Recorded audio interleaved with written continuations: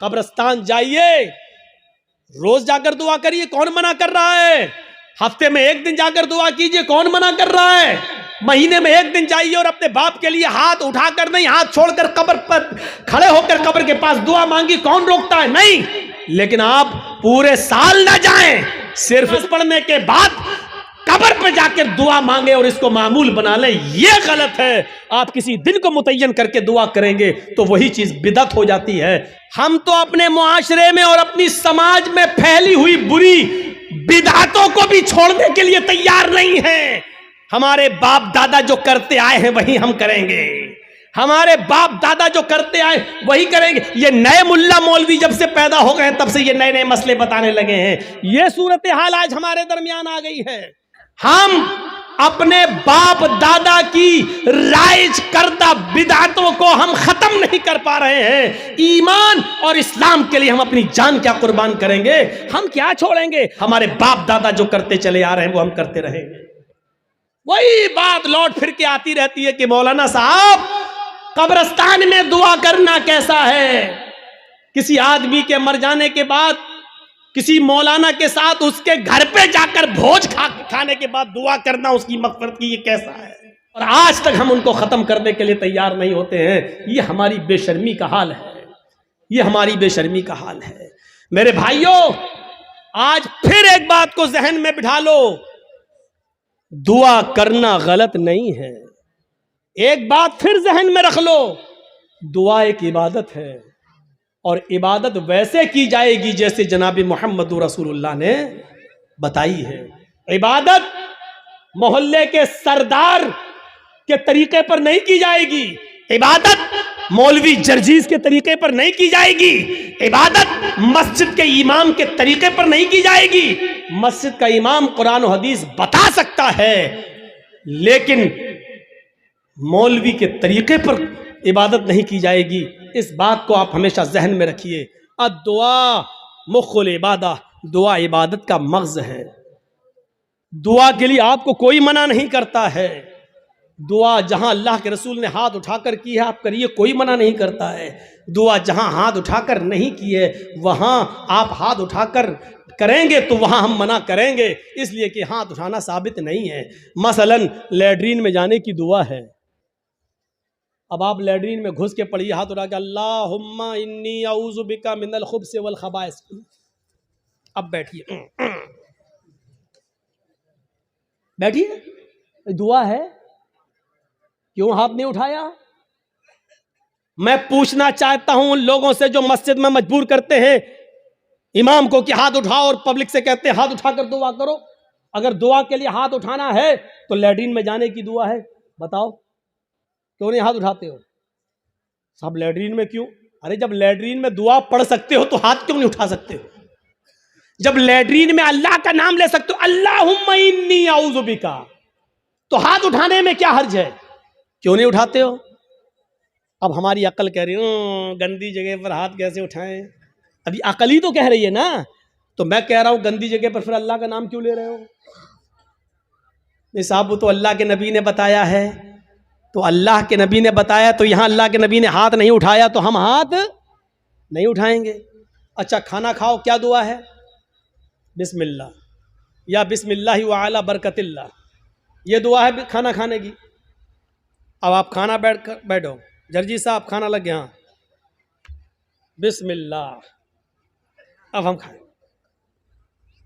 या बिस्मिल्लाहि व अला बरकतिल्लाह, अब हम बोलिए। चलो ये तो लैट्रीन नहीं है, ये तो घर है। यहां पर हाथ उठाकर अगर कोई आदमी दुआ करे बिस्मिल्लाह या बिस्मिल्लाह व अला बरकतिल्लाह तब खाना खाए, कैसा लगेगा आपको? क्यों नहीं उठाते हो? ये भी तो दुआ ही है। साहब अल्लाह के नबी ने नहीं उठाए इसलिए हम नहीं उठाए। आ गई ना बात वही, जहां नबी ने उठाया वहां उठाओ। हम भी तो यही कह रहे हैं, जहां नबी ने नहीं उठाया वहां मत उठाओ। हम भी तो आपसे यही कह रहे हैं। अच्छा, वुजू बनाया, क्या दुआ पढ़ते हो? बिस्मिल्लाह। वुजू के बाद क्या दुआ पढ़ते हो? अशहदु अल्ला इलाहा इल्लल्लाह व अशहदु अन्ना मुहम्मदन अब्दुहु व रसूलुहु अल्लाहुम्मा जअलनी मिनत तव्वाबीन व जअलनी मिनल मुततहिरीन, यही दुआ तो पढ़ते हो। अच्छा, वुजू बनाने के बाद किसी को देखा, पैर धुलने के बाद आया हो किबले की तरफ मुँह करके अशहदु अल्ला इलाहा इल्लल्लाह वहदहु ला शरीका लहु व अशहदु अन्ना मुहम्मदन अब्दुहु व रसूलुहु अल्लाहुम्मा जअलनी मिनत तव्वाबीन व जअलनी मिनल मुतत्तहिरीन।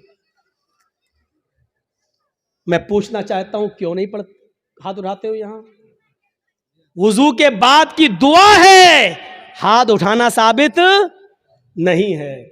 अजान के बाद की दुआ है अल्लाहुम्मा रब्बा हाज़िहि दावति ताम्मा व सलातिल काइमा आति मुहम्मदनिल वसीला वल फजीला, लेकिन हाथ उठाना साबित नहीं है। चांद देखकर दुआ मांगना साबित है, चांद देखकर दुआ मांगी जाए, लेकिन हाथ उठाना साबित नहीं है। इसी तरीके से कब्रिस्तान में जाकर दुआ करना जायज है। अल्लाह के नबी ने फरमाया इस्तगफिरू लि अखीकुम, अपने भाई के लिए दुआ करो। हर आदमी को मिट्टी देने के बाद अपने भाई के लिए दुआ करना चाहिए, लेकिन यहां हाथ उठाना साबित नहीं है। जैसे इन जगहों पर हाथ उठाना साबित नहीं है, ऐसे ही कब्रिस्तान में भी हाथ उठाकर दुआ करना साबित नहीं। या है तो हमें बताओ कहां है? नहीं साहब, उठा लें तो हर्ज क्या है? अब इसका जवाब सुनो। अरे हमने हाथ उठाकर दुआ कर ली तो हर्ज क्या है? तो अब मुझे जवाब दो, लैट्रीन में हमने कह दिया हाथ उठाकर अल्लाहुम्मा इन्नी अऊज़ु बिका मिनल खुब्ज़ि वल खबाइस, तो हर्ज क्या है? मुझे इतना बता दो। अजान के बाद हमने हाथ उठाकर दुआ मांग ली है, अशहदु अल्ला इलाहा इल्लल्लाह, हर्ज क्या है? मुझे बता दो। यहां आपको हर्ज लगता है, मुझे कब्रिस्तान में हाथ उठाकर दुआ मांगने में हर्ज लगता है। क्यों इस्लाम को अपने और अपने बाप दादा के तरीके पर चलाना चाहते हो? इस्लाम चलेगा तो सिर्फ फातिमा के बाप के तरीके पर चलेगा। इस्लाम न तुम्हारे तरीके पर चलेगा, न मेरे, न तुम्हारे बाप के तरीके पर चलेगा, न मौलवी जर्जीज के बाप के तरीके पर चलेगा। इस्लाम चलेगा तो जनाब मोहम्मद रसूलुल्लाह के तरीके पर चलेगा। आपको नमाज पढ़ने के बाद दुआ से कोई नहीं रोकता। यकीन मानिए, नमाज पढ़ने के बाद आप दुआ करिए, हम आपको नहीं रोकते हैं।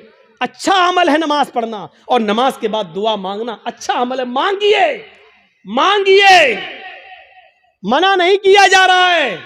लेकिन यहां अल्लाह के रसूल से हाथ उठाकर दुआ मांगना, और नबी के हाथ उठाने के बाद सहाबा का हाथ उठाना, और नबी का हाथ चेहरे पर फेर कर पहनना, और उसके बाद सहाबा का भी हाथ चेहरे पर फेर लेना, नबी का दुआ मांगना और सहाबा का उस दुआ पर आमीन आमीन कहना, यहां नमाज के बाद साबित नहीं है। इसलिए आपको भी ऐसा नहीं करना है। अकेले आप जितनी लंबी दुआ मांगना चाहे मांगे।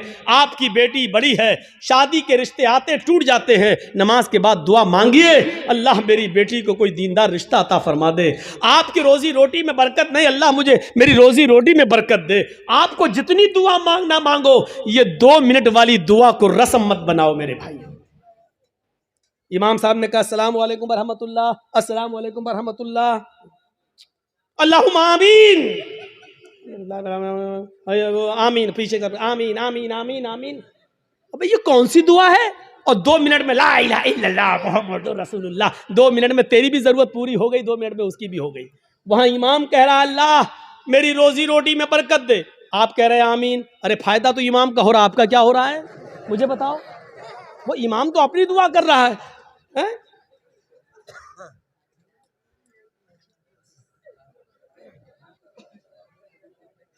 अब इमाम बेचारा कुंवारा है, शादी नहीं हुई है, इमाम कह रहा अल्लाह मुझे दीनदार लड़की अता फरमा दे, आप कह रहे हैं आमीन। फायदा तो इमाम का हो रहा, तुम्हारा क्या हो रहा है? अरे इमाम अपनी दुआ मांगे, तुम अपनी दुआ मांगो यार। इमाम की अपनी जरूरतें हैं, तुम्हारी अपनी जरूरतें हैं। इमाम का बेटा बीमार है, उसके पेट में दर्द है, वो कह रहा अल्लाह मेरे बेटे को शिफा अता फरमा। रहे तुम्हारे बाप को कैंसर है, तुम अपनी दुआ मांगो अल्लाह मेरे बाप को कैंसर है, अल्लाह मेरे बाप को शिफाए कामिला और आजिला अता फरमा। अरे इमाम के साथ साथ तेरे आमीन कहने से मखसूस दुआएं हो रही हैं। इमाम तेरे लिए दुआ नहीं कर रहा है, और तुम जो आमीन आमीन कह रहे हो उसमें तुम्हारे लिए दुआओं पे आमीन नहीं कही जा रही है। अरे तुम अपनी दुआ मांगो, इमाम की जरूरत 2 मिनट में पूरी हो रही है, तुम्हें कुछ ज्यादा मांगना है तुम ज्यादा मांगो। ये क्या दुआ है कि जब इमाम की सारी जरूरतें पूरी हो रही हैं उसी वक्त तुम्हारी भी हो रही हैं। 2 मिनट में तुम्हारी भी दुआ हो गई, उसकी भी दुआ हो गई। अब हमने कुछ और मांगना था, लेकिन अब हम नहीं मांग पा रहे हैं क्योंकि इमाम ने हाथ फेर लिया, हमें भी फेरना पड़ रहा है? अब हमें कुछ और मांगना है। मेरी बीवी हमें कुछ समझती ही नहीं है, अब अल्लाह मेरी बीवी को मेरा फर्मा बरदार बना दे। अब इमाम तो हाथ फेर चुके हैं, अब कैसे दुआ मांगे? अब मांगना चाह रहे हैं लेकिन हाथ गिर भी नहीं रहे, लेकिन मजबूरी में फेरना पड़ रहा है। अब फेरना पड़ा, अब मुंह में कहना पड़ रहा अल्लाह मेरी बीवी को हिदायत दे। इसको आदत मत बनाइए मेरे भाई। दुआ को हम मना नहीं कर रहे हैं, नमाज के बाद भी दुआ को मना नहीं कर रहे हैं। दुआ को हम सिर्फ इसलिए मना कर रहे हैं कि सलाम फेरने के बाद आदमी आज़ाद हो गया है। वो अपनी दुआ मांगे, आप अपनी दुआ मांगिए। वो 2 मिनट मांगो, 5 मिनट मांगो, 10 मिनट मांगो, 15 मिनट मांगो, आधा घंटा मांगो। और दुआ तो मेरे भाइयों मजमे में है, सही बताऊं तो दुआ का हक अदा ही नहीं होता है। दुआ का हक अदा तो तन्हाई में होता है, जब कोई ना देख रहा हो, 2 रकात नमाज पढ़ के अपने आप को सबसे छिपा कर, रो रो कर, आंखों से आंसू बहा बहा कर दुआ की जाए, तब दुआ का मजा कुछ और है मेरे भाइयों। ये दुआ का मजाक है। अल्लाह गांव में बहुत ज़्यादा लफड़ा, अल्लाह मेरे गांव में बरकत दे, अल्लाह मेरे चौधरी को समझा दे, अल्लाह मेरे ये आमीन मोहम्मद रसूलुल्लाह। ये दुआ का मजाक है यार, मत बनाओ मजाक। इतना मजाक दुआ का कभी नहीं बनाया गया जितना हम दुआ का मजाक बना रहे हैं।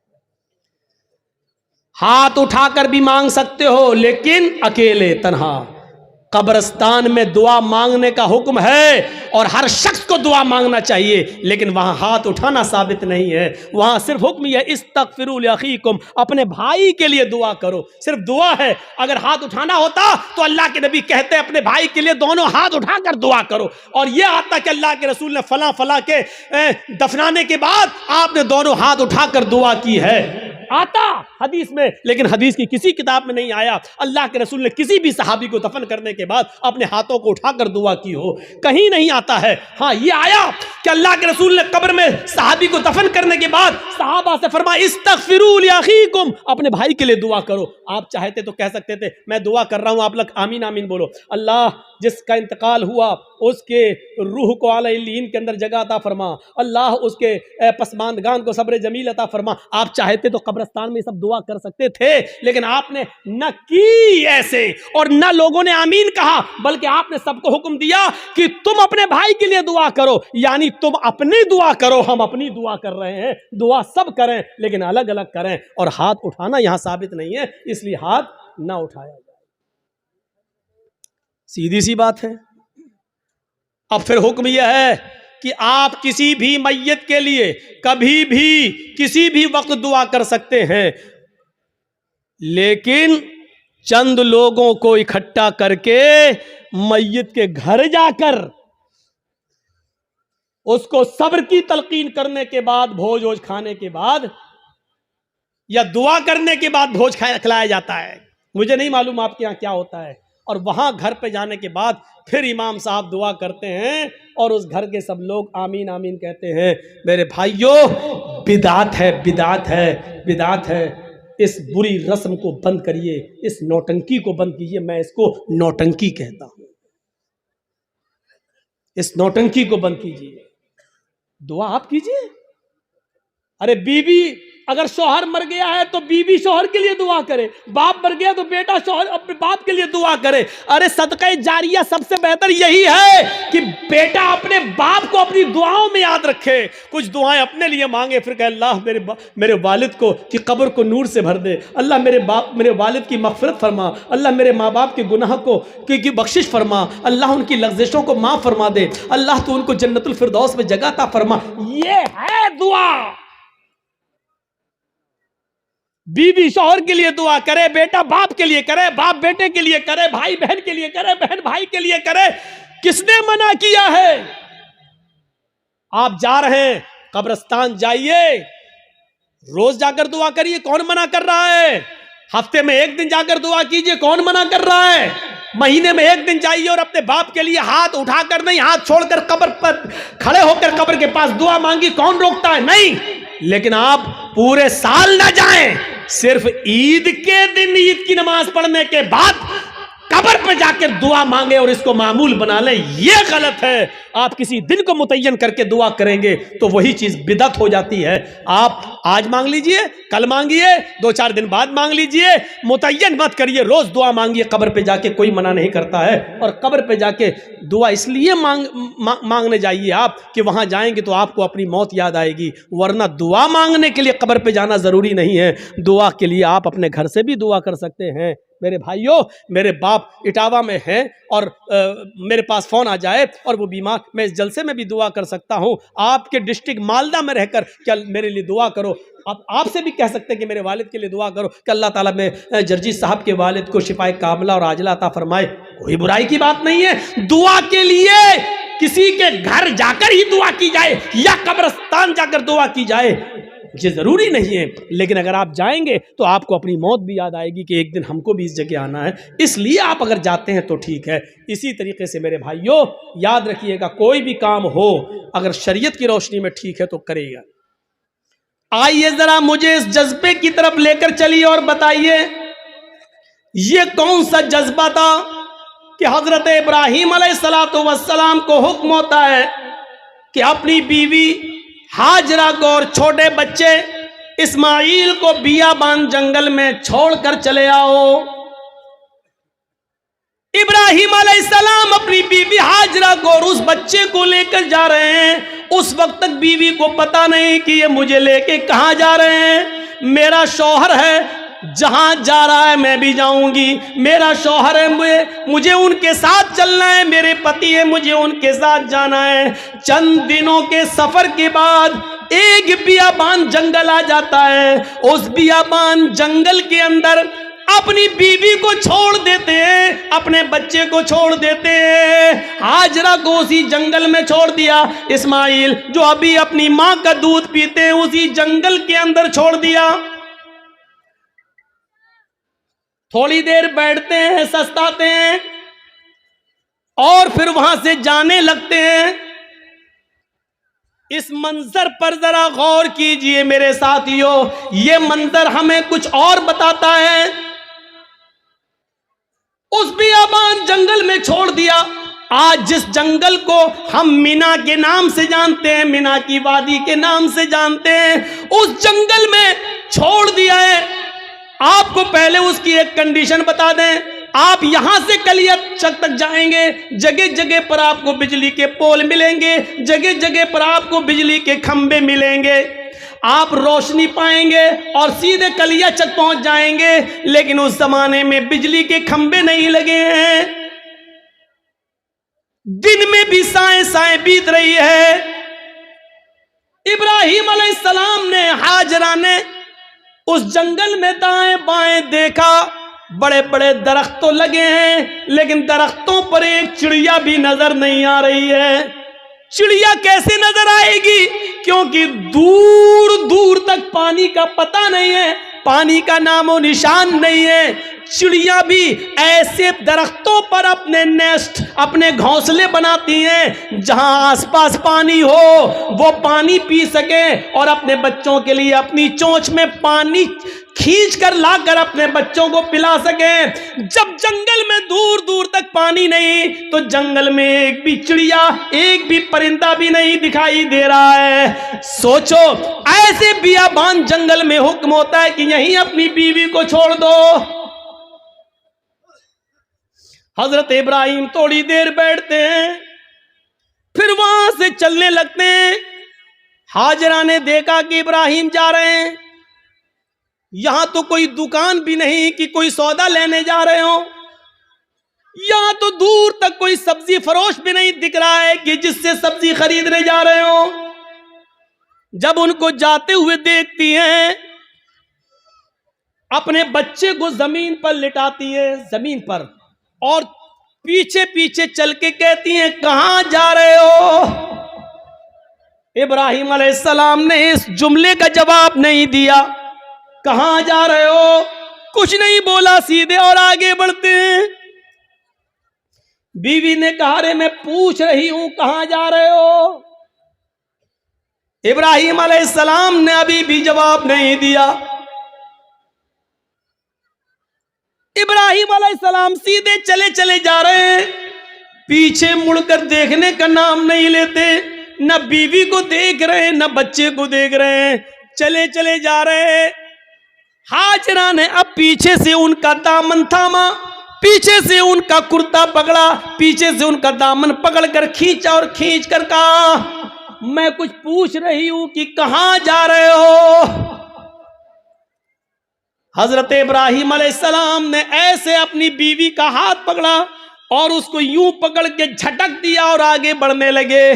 तब बीवी चीख कर कहती है, आ इब्राहिम कुछ तो बोलो, क्या मैंने आपकी बीवी होकर आपकी कोई नाफरमानी की है?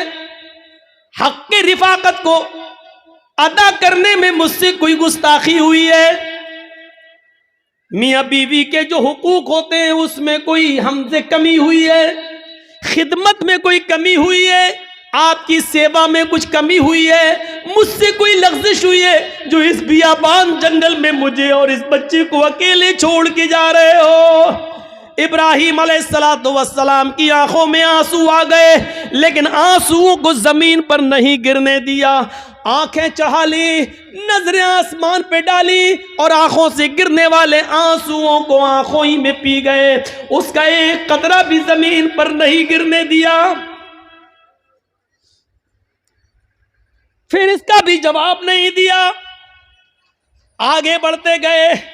जब इसका भी जवाब नहीं मिला तो हाजरा एक जुमला कहती हैं, ऐ इब्राहिम जा रहे हो तो जाओ, लेकिन ये बताओ कि कब आओगे?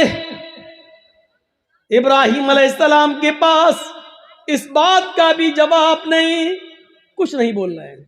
आगे बढ़ते चले जा रहे हैं।